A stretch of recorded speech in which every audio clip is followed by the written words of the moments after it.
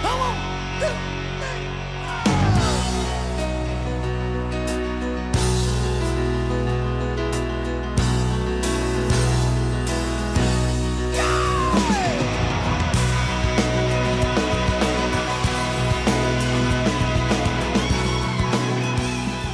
Well, good morning. Welcome back to the Broadcast Retirement Network.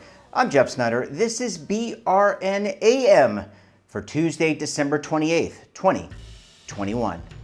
And our top story today, further simplifying retirement plan administration and operation. Joining me now to discuss this and a lot more, Matt Cameron is with Notarize. Matt, Happy New Year. Great to see you. Thanks so much for joining us on the program this morning. Thanks so much for having me here today, Jeff. Happy holidays. Yeah, we're going to talk about simplification.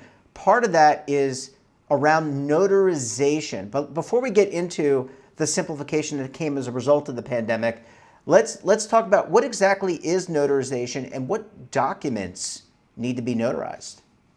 Yeah, so notarization in the United States really has been around for over a century. And notaries play a critical role in verifying the identity of a signer and acting as an impartial witness. They help to enforce the integrity, the honesty, and trust in really a number of transactions. And they're required on a number of documents, from marriage licenses to powers of attorney to even adopting a child. And in the retirement industry specifically, notarizations are required on documents like spousal consent waivers, for plan withdrawals, and sometimes even for beneficiary designations. So let's talk about, thank you for that. And let's talk about how the pandemic really reshaped or shaped the future of notarization. And let's talk about that broadly, and then we'll talk about how it reshaped the retirement industry. But in general, what did the pandemic do to this process? Yeah, it's a great question. So the pandemic really forced us to move many transactions previously conducted in person online, as we really sheltered in place to stop the spread of COVID-19, and notarizations were no different.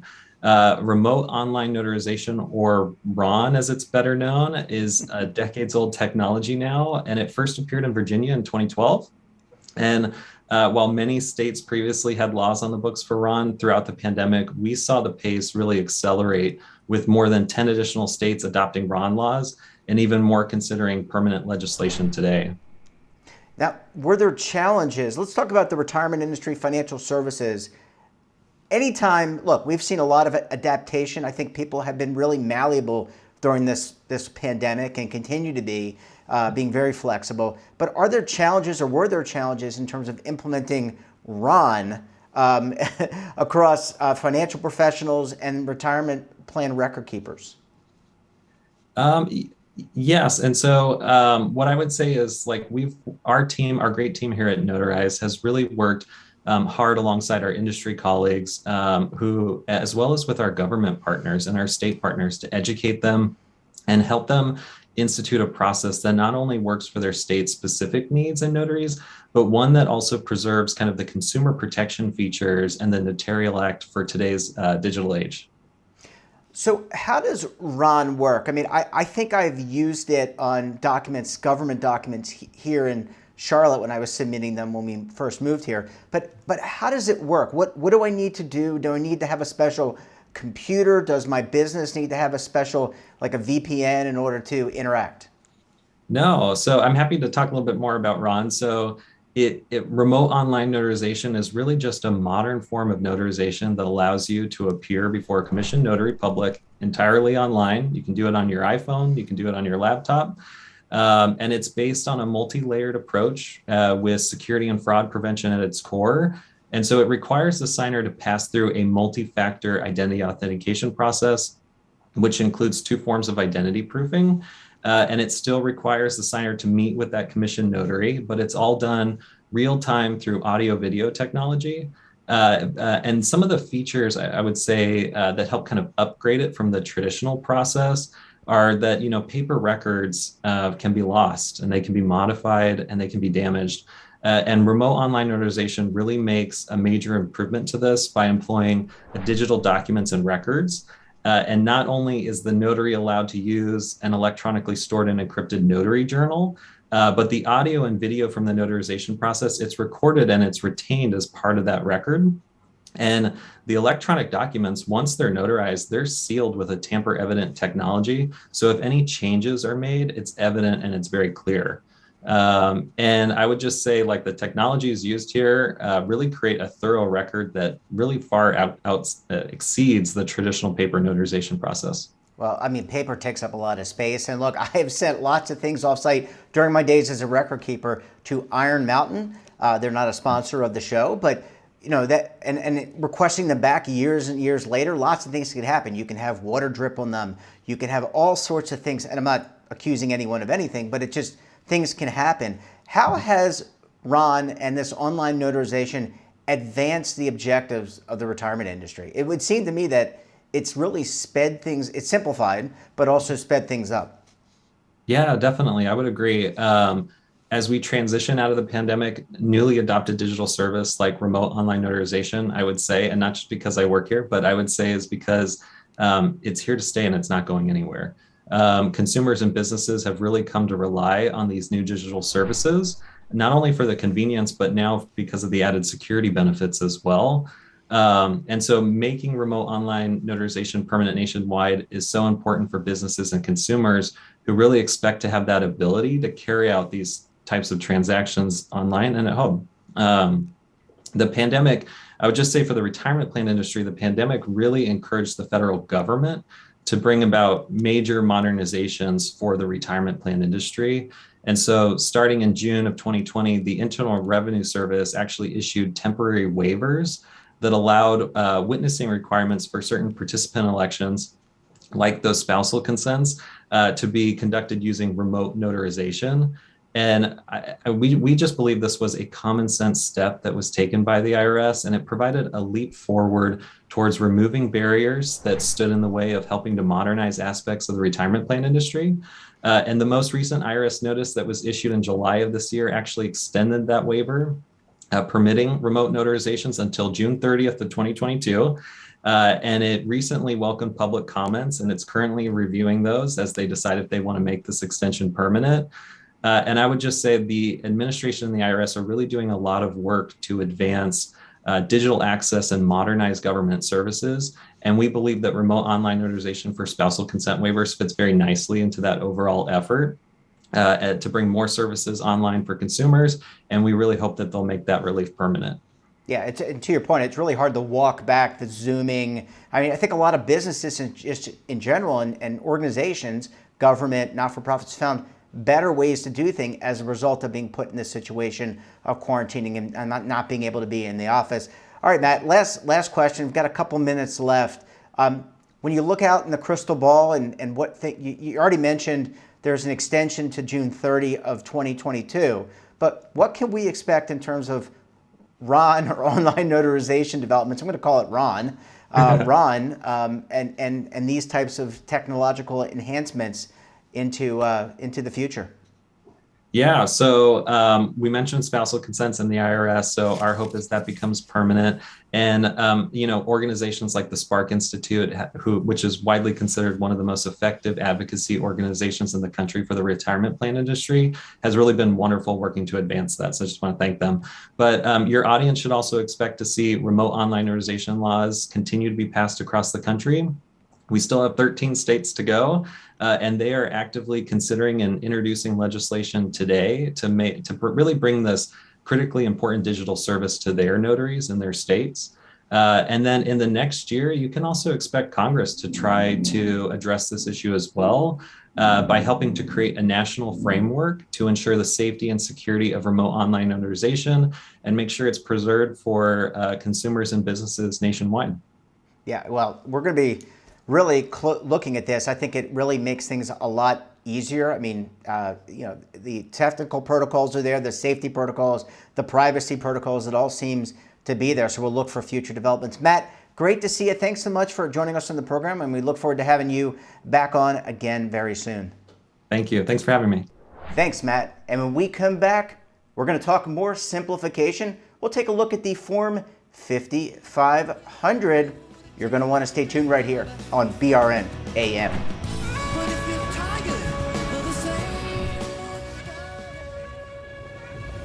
Imagine a new television network that will make you richer, healthier, and in control of your financial future.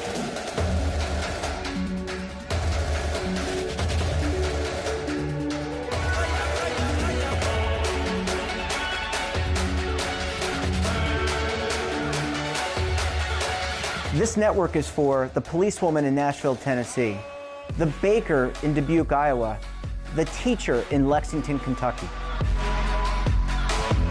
We want to make the idea of savings and retirement culturally relevant.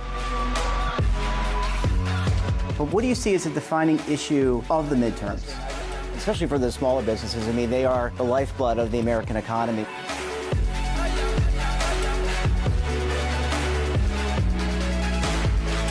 Featuring exclusive interviews, current affairs, and docuseries.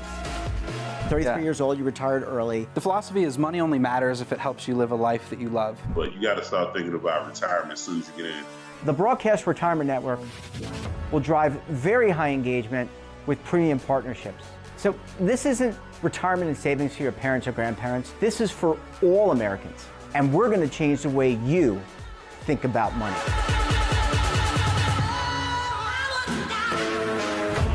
Welcome to the next frontier of retirement and savings. This is BRN, the Broadcast Retirement Network.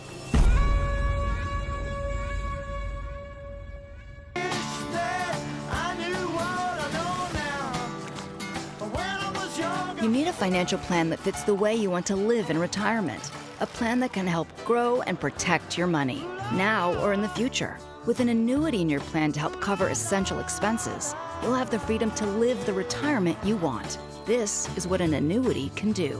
Find the right financial professional to show you how. Learn more at protectedincome.org. Are you stuck with a low credit score? A credit report and score that's causing you to be denied credit or pay higher interest rates than others for the same things? Then do what Terrence did and call Credit Repaired for your free credit evaluation to help restore your credit. I started thinking about buying a new house, and my score wasn't where I needed it to be. I called and spoke with one of the representatives, and we just had a good conversation, and I liked what he was saying. Just one call for his free credit evaluation was all it took to start back on the track to repairing his credit. I'm seeing the deletions and I'm getting the report, so I know something's being done. It does make a difference to me. All it takes is one call to get started. Credit Repair has given me a second chance to have a better credit score. Don't let a low credit score hold you back another day. Do what Terrence did and make the call for your free credit evaluation. Call 800-819-4152. That's 800-819-4152. Again, 800-819-4152. Welcome back. We're talking simplification this morning, and joining me now is Michael Hadley. He's with the DC law firm Davis and Harmon. Mike, Happy New Year. Great to see you. Thanks so much for joining us on the program this morning. Hey, thanks for having me, Jeff. Really appreciate being back. Absolutely. And our show is about simplification. And we talked about notarization and some of the steps taken during the pandemic to make administration and operation of retirement plans easier. But let's talk about the 5,500. Many of our viewers, our plan sponsors know about the 5,500. But why are we talking about simplifying the 5,500 process? You know, if you think about the history of regulation of pension plans, even before there was an ERISA, there was a law passed in 1958 that required pension plans to report information to the government. And the 5,500 is really the sort of the grandchild, if you will, of that early reporting structure, still around. A really important tool for regulators, important for the government, important for plan sponsors. It's also important for advisors who look to it as a good information tool. But let's just be frank. Once the government adds something to that form, which is filed once a year, it really never takes it away. So they say to themselves, oh, we might want this piece of information, and the thing just gets longer and longer and longer. And so every couple of years, we need to take a fresh look at that and ask ourselves, are there structural things we can do to reduce the burden, particularly on plan sponsors, as well as the advisors that work with them to get that compliance form filed every year? Yeah, really important. I mean, as a former reformed advisor, I can tell you I've looked at many a Form 5500, and I've also been on the side of an administrator having to complete that form, it's gotten pretty lengthy, and you're right. We need to simplify things. Now let's talk about the Secure Act, because one of the great things about the Secure Act, and there are lots of great things about the Secure Act, many people actually have forgotten about the Secure Act because the CARES Act came about due to the pandemic, but the Secure Act established pooled employer plans. And one of the purported really great things about pooled employer plans is that you could pool with other entities, but you had to file one 5,500. That seems like, to me, a really strong benefit of using a pooled employer plan. I think that's right. Yeah. In fact, if you think about what you actually gain from the standpoint of reduced compliance with a pooled employer plan or PEP, or a multiple employer plan generally, there's not much you gain. But one thing you definitely get is you get to hand over to somebody else the responsibility to file a single 5,500. So as a small business, you don't have to do it. There's somebody else that does that for you. And frankly, for a lot of smaller employers, their providers handling it anyway. But there's some pros and cons, right? You're able to file a single 5,500 or really not even really worry about it as an employer. But that also means because the employer's the plan is large enough that it probably has over 100 employees, you're going to have an audit. So that does raise some costs that you might not have as a small employer. On the other hand, that cost is spread over lots of employers participating. And the fact is you're going to get an audit of your plan for relatively low cost. We do think that along with some of the other benefits that you get with a PEP, that single 5,500 is really a critical compliance burden that's removed off of small employers who, frankly, have got better things to do than prepare, review, and file this government form. So as folks are out there talking about the new PEP structure with potential with employers that don't have a plan yet, or that ones that have a plan are just getting tired of this form, that single 5,500, handing it over to somebody else to do, is a real pro in a lot of folks' mind. Yeah, absolutely. I mean, you want to be focused on your business, or if you're running a not-for-profit, be focused on raising capital, raising money for the cause that you represent. Michael, another maybe not as well described part of the Secure Act was the ability to file a consolidated 5,500 as part of a group of plans. And our friends at the Department of Labor, and they are our friends, because they keep us out of a lot of challenges, and they have a hard job, administering or overseeing all these jobs. They've come out with a proposed rule around this. What can you tell us about that, and what's the industry reaction to this proposed rule? Yeah, so perhaps one of the least well-known parts of the Secure Act was this provision, sometimes called group of plans, or the Department of Labor calls it defined contribution group, that allows a group of employers that have otherwise identical plans, same trustee, same administrator, same investment options, might have the same advisor, although that's not required. If you have a group that's otherwise identical, Congress said to the Department of Labor, hey, allow that group to file a single 5,500 because there's no reason for them to file individual ones that say the same thing over and over again. That goes into effect this year, and the Department of Labor, as you say, Jeff, has issued a proposal to try to implement that so that it'll be ready for the filing season. I think the industry reaction has been somewhat of concern. The Department of Labor's proposal included some requirements that are not in what Congress said that will be part of the new filing, including a requirement that all these plans be administered under a master trust, as well as a requirement that you have an audit not only of the big trust itself that's holding all the assets of all these plans, but if otherwise required, an audit of the individual employers. So you're really getting two audits when you might have only had one and maybe had zero. The Spark Institute, which our firm represents, sort of the trade association for record keepers, has filed comments expressing some concern about some of these parts of the proposal, although we support the concept because it's a great concept, and some other suggestions on their proposal. I think we'd like to see some simplification here so that this new structure, which didn't exist before and really could be helpful to a lot of employers, we want to see it take off. We want to see it be used. And we'd like to see the Department of Labor simplify things a little bit as this becomes available to the marketplace. Yeah, well, regulation and creating new regulation, obviously it's a give and take and back and forth, and there's a comment period that goes along with that. Michael, I guess the last question here is, when you look at further simplification. Regulators appear to have a really open ear to this and opening their eyes. How are regulators working with the industry on future? This is one example, but what are some other examples that we could expect maybe a year from now, 5 years from now, in terms of simplifying this whole process for benefit plans?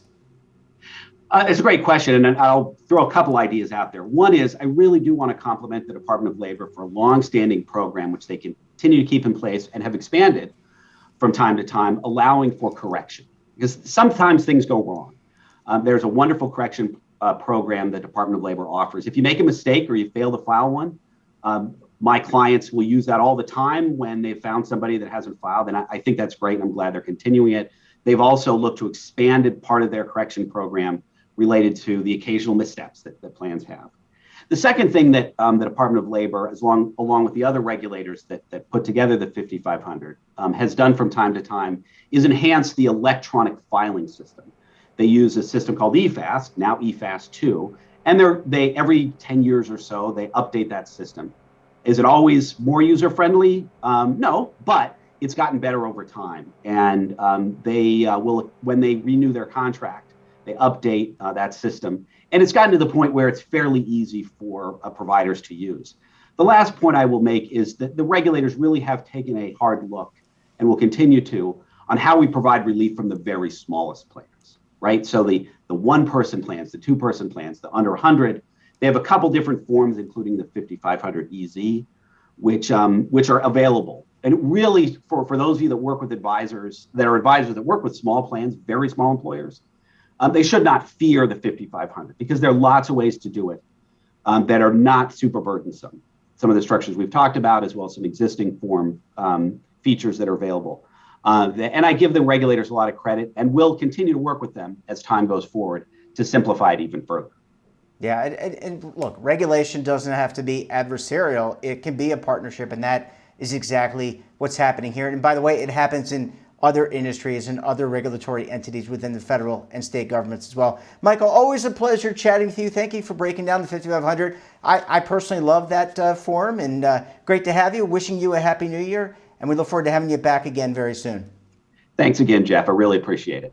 That wraps up this episode of BRN AM. Have a topic of interest, someone you think we should talk to, drop us a line. And don't forget, for all the information in retirement, markets, technology, personal finance, so much more all in one place, check out today's edition of our daily newsletter, The Morning Pulse. Want to search our archives or see our latest content? Well, visit Roku, Amazon, Samsung, and over 100 different streaming platforms. We're back again tomorrow. Until then, I'm Jeff Snyder. Stay safe, keep on saving, and don't forget, roll with the changes.